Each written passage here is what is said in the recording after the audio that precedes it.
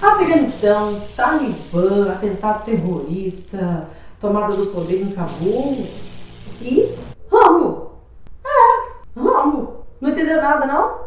Então vem comigo que eu vou te explicar. O Rambo! Ah, John Rambo! Mas o que tem a ver Rambo com tudo isso que eu falei, não é mesmo? O Rambo é uma franquia que já rendeu 5 filmes e que ganhou os nossos corações ao longo da história. Diz aí se não ganhou o seu coração, você fala mal, você acha ruim.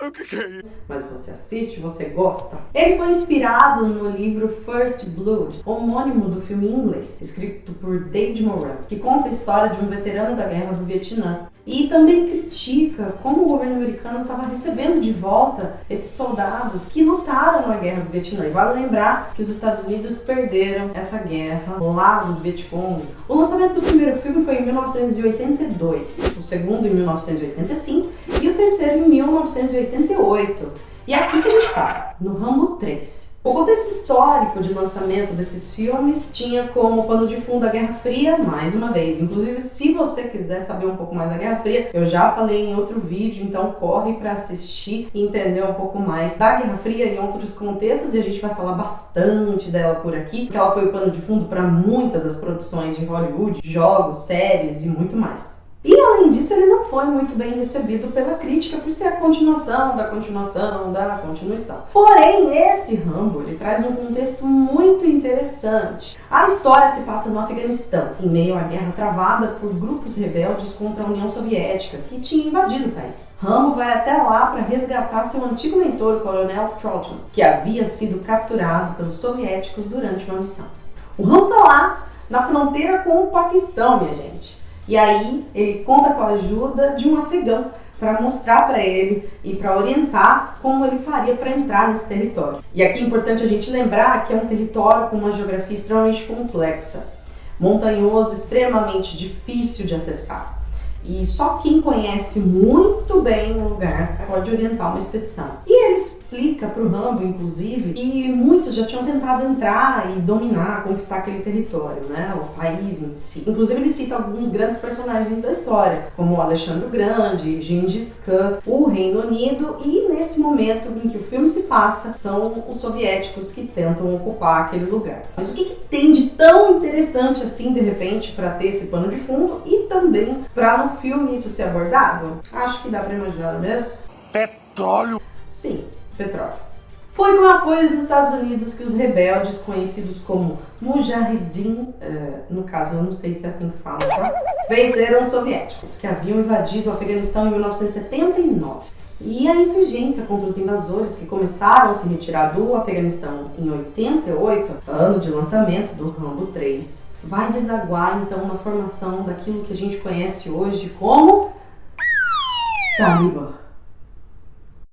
Não me diga! Sim, em meados dos anos 90, esses mesmos rebeldes que lutaram contra os soviéticos fundaram o movimento então Talibã para combater outros invasores também. Até então, nesse contexto de Guerra Fria, os Estados Unidos apoiou a formação desses grupos como o Talibã e só mudou de posição com o atentado de 11 de setembro de 2001. Que aí começa então a doutrina Bush, a guerra ao terror, porque o presidente em exercício era George W. Bush. Só que o mais intrigante do Rambo 3 é que ele tem 2 finais. Sim, 2 finais. O final que a gente conhece é o final clássico, em que o Rambo vence juntamente com todo esse grupo montado para combater a invasão soviética.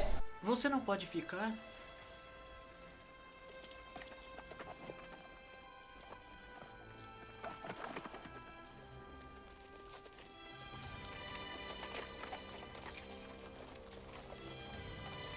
Eu tenho que ir. E um segundo final, um final muito interessante, um final um tanto quanto curioso, né? É o final em que ele permanece no Afeganistão, ele decide ficar.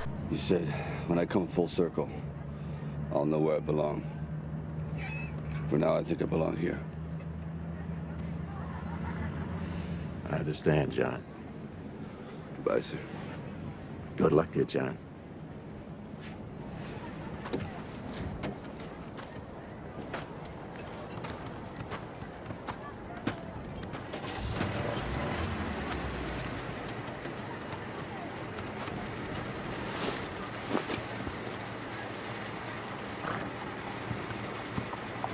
dando a entender que aquele conflito daria muito mais pano para manga do que só aquele confronto que aparece no filme em si. A gente vê o Talibã tomando poder novamente em Cabul, né, no Afeganistão, o que o segundo final desse filme sugeriria algo muito parecido, né, com o que está acontecendo agora, porque os Estados Unidos retiraram as tropas, e assim que eles retiram as tropas dele, depois de 20 anos lá, né, numa intervenção militar, o que acontece é que esse grupo, formado lá no início dos anos 90, com esse apoio dos Estados Unidos, toma novamente o poder. Então, se você sabia dessa informação, dá aquele joinha, se você não sabia também, dá aquele gostei pra gente conseguir continuar aqui produzindo conteúdos aqui pra esse canal. Comenta aqui embaixo se você nunca tinha ouvido falar dessa história, ou se você já conhecia, também deixa mais detalhes aqui pra gente. A gente quer saber de você o que você gostou, o que você sugere como próximo tema para esses vídeos aqui no Pensando a Docência.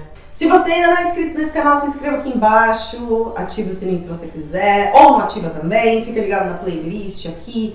Se você é professor, se liga nesses conteúdos. Se você é estudante, também se liga porque é muito interessante. Um grande beijo e até o próximo vídeo.